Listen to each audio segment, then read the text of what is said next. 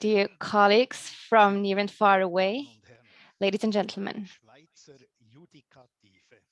Swiss judiciary. Auf den Umstand verstellen, This term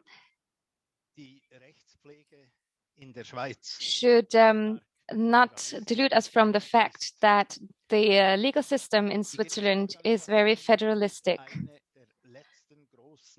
In our federal state, the cantons are to a very large extent responsible for the judiciary and the court organization. They very much want to keep this competence. In numbers, this has the following implementation.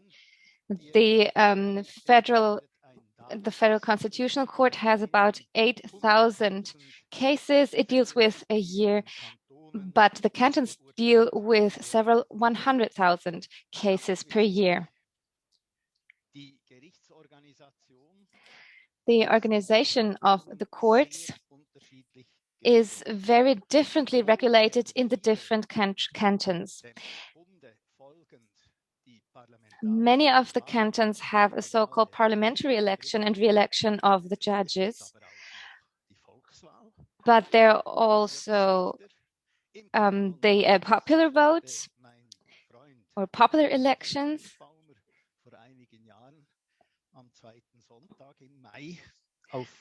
On the second Sunday of my colleague, Mr. Nussbaum, was elected judge of the Federal Constitutional Court following a suggestion of a colleague.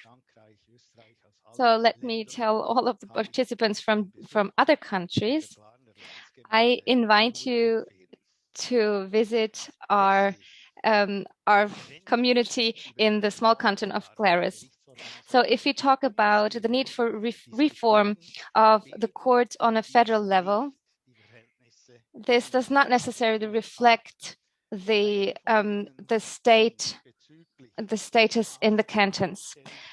Some of the cantons are pretty much further are more developed when it comes to the procedure of the election of courts. Now let's talk about the difference between appearance and reality. Our constitution defines the Federal Supreme Court as the highest court, the Supreme Court of our country. However, in practice, the legislation is okay with the fact that everywhere, practically every case in every part of the law can be brought to the Federal Supreme Court. We dealt with 8,000 cases last year. No matter how small a matter is, if we talk about 100 francs a person has to pay for a breach of a law, we need to deal with that in the end. This is the real problem of the federal court. It's not about who is admitted as a judge. In our country, we still think that the Federal Supreme Court exclusively is able to protect people in terms of law. This stems from a time when the cantons weren't yet part of the federal judiciary.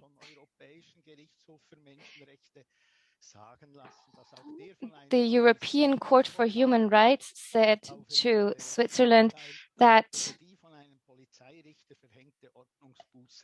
even if a judge, a police judge passes a verdict, it has to be examined by a judge.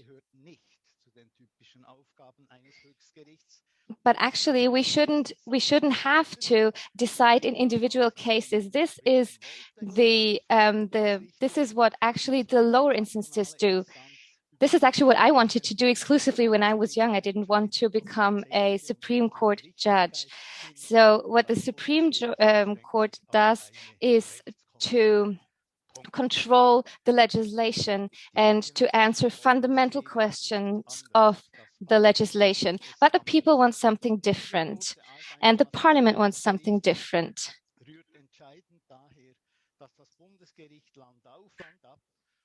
Now, the high work overload we have is because the Supreme Court is treated as a court of third or second appeal. And then we have a mass production of verdicts.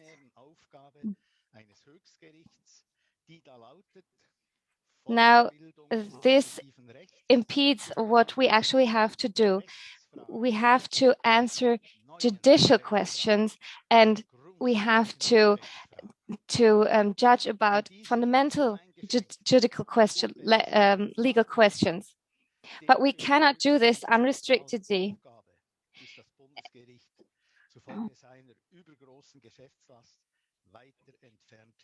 So because we have this work overload of minor and not unnecessary cases, we cannot do what we actually should do.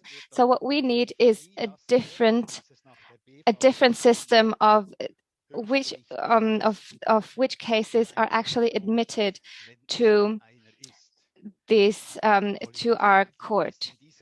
So what we can say, what is a positive aspect maybe, is that since we have to occupy ourselves with these minor cases, politics can't possibly influence our work. There is just no room for it.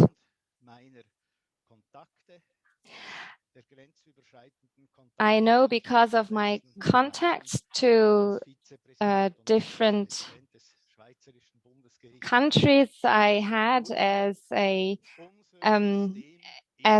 federal judge, our system is full of contradictions, and still it works in practice. The Judicial Commission, the United Parliamentary Assembly, elects the federal judges according to the parties, the distribution of the parties in parliament. And then we have a re-election after 6 years, and during their term in office, the judges usually belong to a political party as a rule. However, the ethical guidelines demand that judges restrict themselves when it comes to activities for their parties. And the judges pay mandate taxes to their parties. All of this, and of course also that there is no disciplinary legislation, this is not understandable from the outside. When I was visited by the Groupe d'État contre la Corruption, GRECO, on the 1st of June 2016, I tried to explain to them, but obviously in vain, that these mandate taxes are not only paid by judges, but everybody who bears an official office in the legislative, the executive, and who is a director or member of parliament.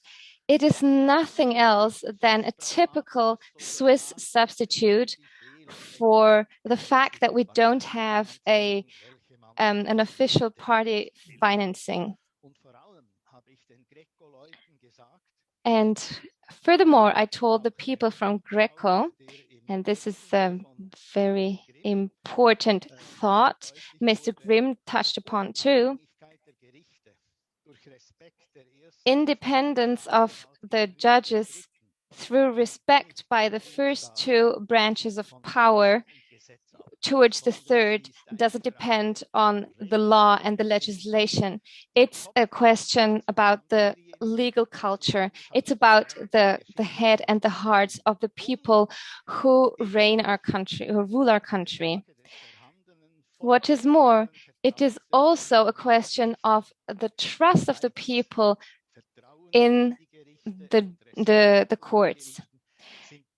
Trust and respect of the courts is what is most important, what is the basis we absolutely need to be concerned with.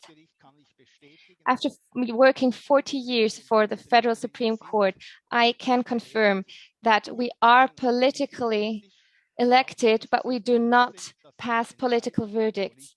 Although we know that our verdicts or our rulings can have political implementations. And this system still works. Every judge, with no exception, work to their best knowledge.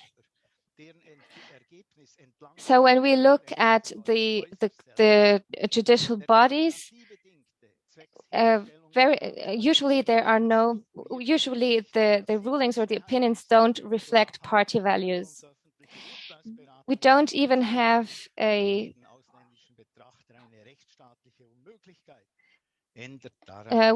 even have secret deliberations, which is also very strange if people look at it from the outside. Now, if we look at how people are elected, it's very easy. If you want to stand as a candidate, you write a letter to the commission, the judicial commission in Bern. You include a curriculum vitae and so on. The judicial commission is a joint commission of the parliament. So it's a commission of the United National Assembly. Then we have a subcommission which does a pre-election and looks at references. Then they decide, then the Judicial Commission decides whom they want to suggest the Federal Assembly as a candidate. Then it goes to the political fractions, and afterwards they make their statements, and the commission then decides definitely who is going to be a judge. The United Assembly has always followed the suggestions of the Judicial Committee so far. According to Article 28, paragraph 3 of the regulation of the Federal Supreme Court, the Supreme Court looks at whether they can replace a judge internally, and then it tells the result to the Judicial Commission. We can, of course, improve that process. And what I also would suggest is that when the Judicial Commission receives the candidatures, the applications, that they talk about it with the Supreme Court, because I think that it would be more transparent than the actual procedure of finding references and deciding.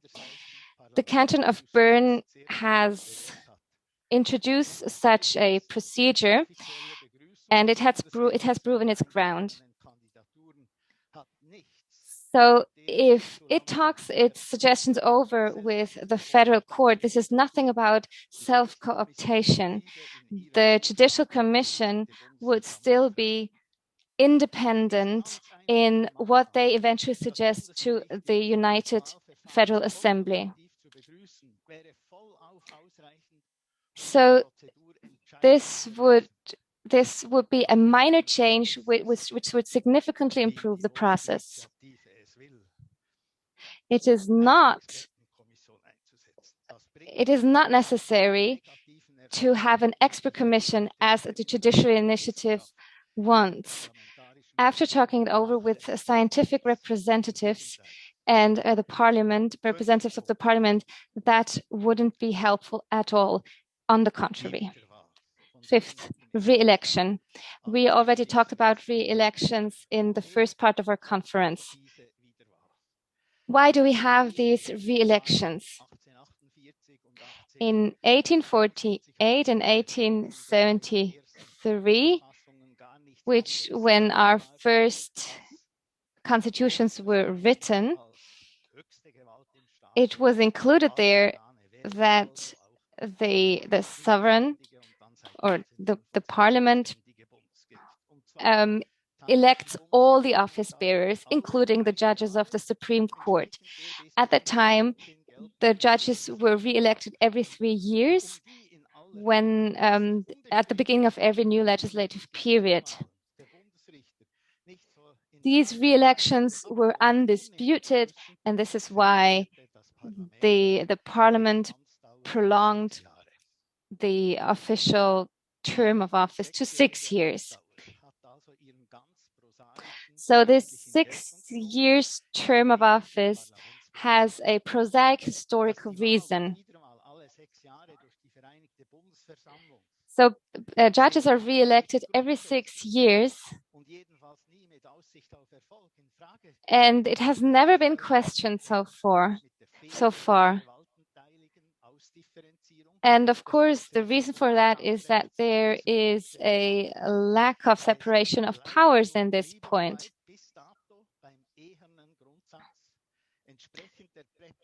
It is based on the principle that every state organ needs to be democratically legitimized, including the Federal Supreme Court.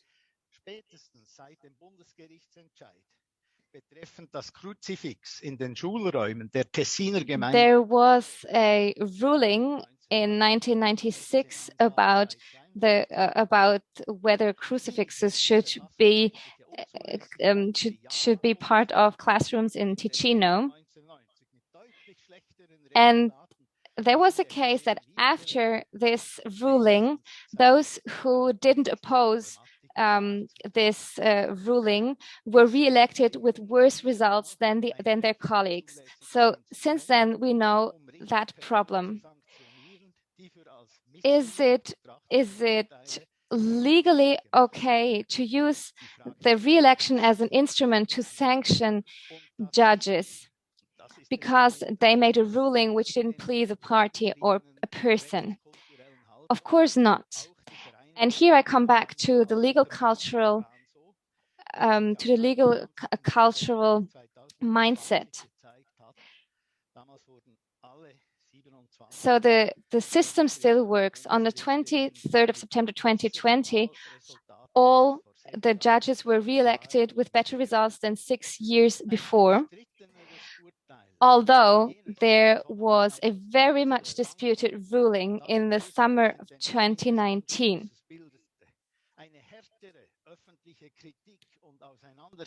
This ruling was publicly very heavily criticized, and still the re-elections went well. So I think that the re-elections process and system of federal Supreme Courts have proven their ground and work well. So this system works. And it works as long as the political power is diverted between the parties. I already come to my conclusion. I'm not exceeding my time as a good Swiss person. As a conclusion, I can say that the rule of law works in Switzerland. The federal court is independent, and the federal judges pass their judgments completely independently. Secondly, the judicial administration doesn't need any other system of election than the one which is in place now. But we could include the Federal Supreme Court in the admission process of new judges. What we need is a structural reform on the level of the Constitution and the laws, which allows the Federal Supreme Court to concentrate on its core task as a Supreme Court of the country. This is what we need to do. Thank you for your attention.